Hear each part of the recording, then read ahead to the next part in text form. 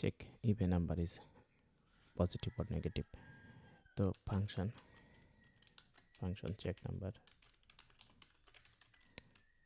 একটা নাম্বার নেবে, এটা আমাদের এটা করে দেবে and if number greater than 0 return positive SITI positive বানান। if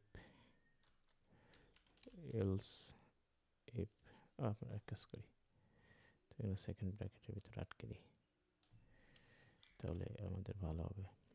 চলে নিচে else if number less than 0 return negative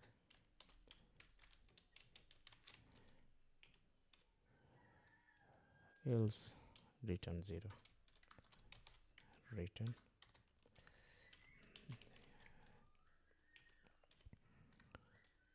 console dot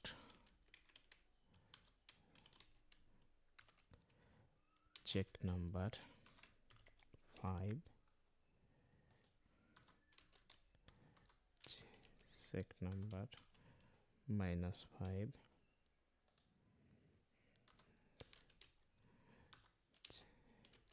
check number 0 control S and it's rendering.